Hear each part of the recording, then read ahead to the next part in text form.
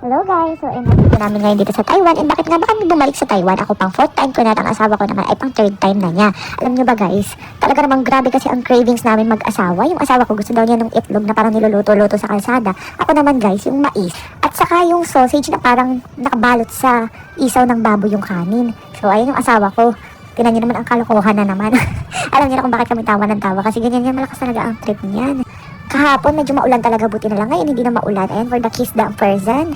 Pero bukas, yun na talaga yung pinakang tour namin. Alam nyo ba guys, ako lang yung nag-book ng flight namin nito. Yes, pwede na ako mag-travel agency. Diba, Shala? Ako yung nag-book ng hotel. And guess what? Yung hotel namin, ipagbababa naman ay diretso na sa pinakang center ng Simending. Yes, as in yung mga ganitong area, malapit na malapit lang dito yung hotel namin. Unlike before, na kailangan pa namin mag-taxi. So, ito nga pala si Ate Dayan, guys. Binibidyohan ko rin kasi nag-vlog din yan. So, isupport na rin nga pala yung vlog niya, ha? So, binibidyohan ko lang. Sabi ko, sige ate, maglakad ka. Ayan, maglakad ka tapos tumigil ka ng konti dahil ako naman sa bandang unahan mo.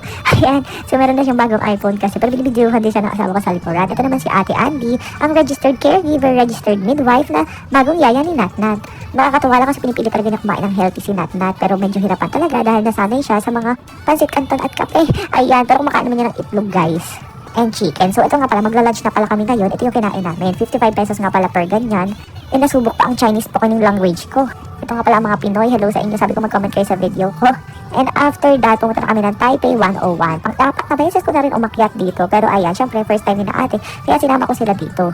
So ito naman si Ate Andy. Sige, mag-post ka. Ayan, kita nyo na, paupo-upo po si Buntis. Hirapan pa ako mag-video para aura-aura sila. Para may pang-upload naman sila sa kanilang mga channel. Ito si Natnat nakakita ng ganyan nagtatakbo. Kaya for the habol talaga si Ate Andy sa kanya. Mabait naman niya si Natnat. Pero kasi mas gusto talaga niyang sumama sa akin. Talagang lagi siyang nakabitin sa akin. And gusto rin niya talaga na pag matutulog, ikakargahin namin sila mag-ama. So ayan si Ching Ching, tinuturuan namin siya mag-walk-walk. At baka nag-post yung aking video. Marunong na kasi siya maglakad pero natatakot kasi kami na palakarin siya sa matitigas na parte ng bahay. Baka siya mauntog, madapa. Ayan, lagi siyang tinuturo. Ayan na nga, diba? O, ayan na nga, ayan na nga. So, for the banding muna si Natnat at si Ching Ching. Si Nathan at si Ching Ching. Nalilito na ako. Magkakapangalan kasi kami. Grabe, ang bilis no. 1 year and 3 months na agad si Ching Ching. Tapos buntis na naman ako ngayon. Nalimutan ko na kayo pakiramdam pang hindi buntis. Parang feeling ko lagi na lang akong buntis. At dito nga pala kami nito sa Taipei 101. Gumalagala at ikot-ikot muna kami bago kami nagpunta dun sa pinakang tuktok. Ayun na, napaka-cute talaga ng baby ko at marunong na siyang mag-walk. Ayan. And si Natnat talaga. Gusto niya magpabuhat sa tatay niya. Siguro napagod na rin kakalakad. Lagi na sinasabi, Daddy up, Daddy buhat. At ito na nga yung moment na umakyat kami dito sa yung elevator na paakyat sa taas. Ganun. So, magugulat talaga kayo. Ayun, binibidyo na ng asawa ko. Dahil grabe, guys. Napakabilis talaga ng elevator na ito paakyat sa 89th floor. Ayan o, tingnan nyo naman. Wala tong fast forward ha. Ganyan kabilis umakyat. And yung kulay pula dun sa parang drawing ng building, yun yung parang pag-akyat namin. Ganun kabilis. Imagine mo. Tapos may part pa dito na sumasakit na yung tenga namin dahil tumataas na kami. As in, ang taas talaga ng Taipei 101 naman kasi talaga. Compare sa pag makita mo yung ibang building. Parang nangliliit kahit ang tatangkat din. Ayan na nga. Grabe, 78, 79, 80, 1, 2, 3, 4, 5, 56. At dito na nga po nagtapos sa 89th floor. Ayan. And lalabas na pala kami ng elevator. Grabe. Ganito kaganda ang tanawin na makikita mo sa ibaba. Diba lumiit yung mga building na malalaki? Tapos inaya ko ng asawa ko mag-photobooth daw kaming dalawa.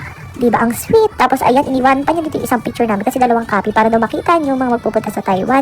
Sa Taipei 101 nga pala yan, guys. And naghulog ng taon yung asawa ko dito at sinatnat naman, Daddy, ako na. Daddy, ako na. Talaga naman chismosa. O diba? Siya na nga. Ayan, tinitingnan din niya kung anong itsura doon sa baba. And ayan, ito nga pala yung nakikita. Napakaganda naman kasi pero medyo maulap kasi ngayon. So ito nga, ewan ko ba't parang naghahang yung cellphone ko ngayon. Sobrang dami na atang video kahit 1 terabyte cutie. iPhone 16 Pro Max fully picture. Ayan, si Ching Ching. Ayan, talaga naman nakalagay sa hair niya. At pinanggigilan na naman ng ama. Tingnan niya naman, tulog silang lahat. Si Buntis lang ang gising. Nung nag-Uber kami pa uwi ng hotel.